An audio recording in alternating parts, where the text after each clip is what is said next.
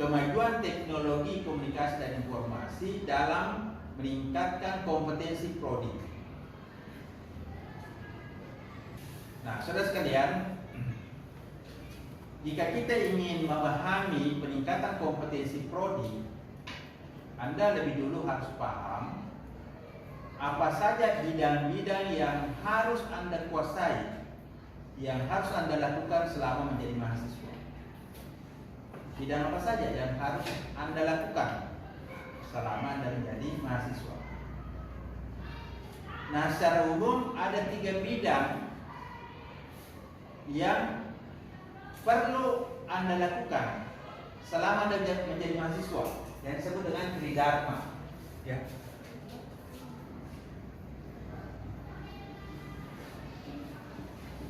Tridharma perguruan tinggi.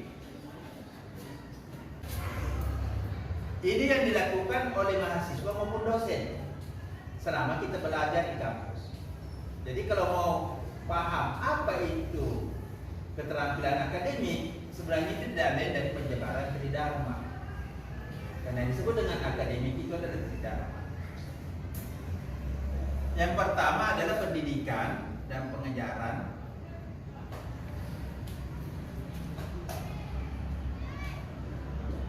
Yang kedua penelitian. Yang ketiga pengabdian pada masyarakat.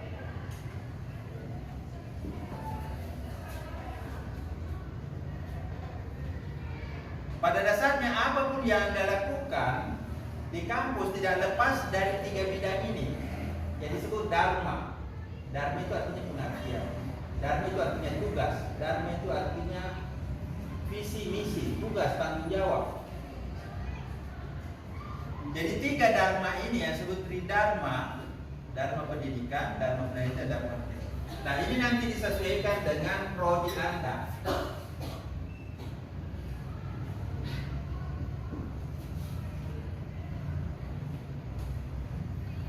Di dalam melakukan aktivitas ini, maka kita menggunakan instrumen yang disebut dengan teknologi komunikasi dan informasi.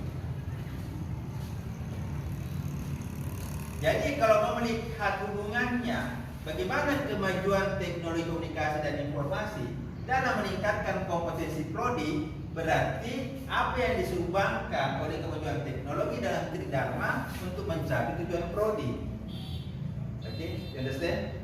Yes. Paham ya? Nah, kita lihat bahwa teknologi komunikasi dan informasi sangat mempengaruhi bukan cuma proses pelaksanaan tujuan aktivitas dari berbagai dharma yang dilakukan oleh dosen maupun mahasiswa. Apa kegiatan-kegiatan yang masuk dalam kategori pendidikan? Kuliah di kelas. Oke, kuliah. Kerja tugas. Baca buku di perpus. Baca buku. Diskusi kelas. Boleh. Apa lagi? Kelompok studi. Ya. Membuat ringkasan. Berdiskusi. Semua yang berkaitan dengan kegiatan-kegiatan pendidikan dan pengajaran. Penelitian, apa yang berkaitan dengan kegiatan penelitian yang akan dilakukan? Observasi. Oke, itu prosesnya nanti menyusun skripsi, ya.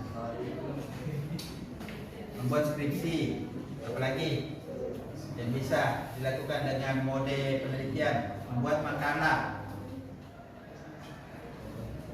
Makalah diambil dari hasil observasi, dari hasil penelusuran, dari hasil wawancara, pakai pendekatan penelitian kuantitatif, pendekatan kualitatif. Yang ketiga pengabdian apa? KKN. Apalagi? PPL. Magang. Apa? Praktek ya, praktek lapangan. Kunjungan. Penyuluhan. Nah, apakah ada perbedaan di dalam melakukan aktivitas ini ketika kita menggunakan teknologi dengan tidak menggunakan teknologi? Ada bedanya? Ada sumbangsinya? Ada. Meningkatkan atau malah menurunkan atau statis? Meningkatkan. Nah, berarti sudah mulai kita lihat ada hubungannya, ada kitanya. Bahwa kita bisa melakukan aktivitas-aktivitas ini untuk meningkatkan prodi dengan memanfaatkan instrumen-instrumen elektronik. Contoh, bagaimana kemajuan teknologi bisa meningkatkan aktivitas atau kualitas perkuliahan? Bagaimana? Apa contohnya? Ya, kita bisa kuliah online menggunakan Zoom, menggunakan Google Meet. Nah, berarti menambah, meningkatkan. Apalagi menggunakan proyektor, Kak. Ya, menggunakan proyektor. Ya, LCD. Iya. Oke. Apalagi menggunakan sumber-sumber internet pada saat kita kuliah. Misalnya, sambil kita diskusi, kita mencari literatur dari internet. Apalagi? Mengumpulkan tugas melalui media online. Oke, mengumpulkan tugas melalui media online atau melalui aplikasi seperti Lentera. Apalagi? Sumbangsi kemajuan teknologi komunikasi dan informasi di dalam proses pendidikan atau pengajaran. Nah, ada kuliah, kerja tugas, baca buku, diskusi dan sebagainya. Apalagi? Baca buku, kita bisa baca buku elektronik. Bisa. Kita bisa nonton videonya Bapak di rumah sambil tidur-tidur. Bisa sekali ya? Sangat bisa sekali, Pak. Oke, alhamdulillah. Jangan lupa kasih komen dan like supaya juga banyak. Nah, ini tadi kemajuan teknologi dalam meningkatkan kompetensi prodi. Tapi nanti kita sampai ke sana. Kerja tugas. Kita, Pak, bisa kerja tugas. Kita kerja kelompok, masing-masing kerja, hasilnya nanti kita store lewat email. Kemudian nanti satu orang gabung, bikin lagi teman koreksi, dikumpul lagi lewat email, satu orang print, kemudian nanti presentasikan. Baca buku, banyak sekali sumber-sumber online. Apalagi diskusi juga bisa, baik yang online, sinkron maupun asinkron, sinkronos dan asinkronos. Jadi banyak. Ini mulai kelihatan ini bahwa teknologi betul-betul berkontribusi dalam meningkatkan proses tridharma ini yang nanti berujung pada prodi. Yang kedua, penelitian. Apakah ada sumbangsi, pengaruh atau pemanfaatan teknologi dalam meningkatkan kuantitas dan kualitas penelitian? Iya, pasti. Misalnya, kita bisa melakukan penelitian secara online. Itu bisa. Itu yang sering saya lakukan.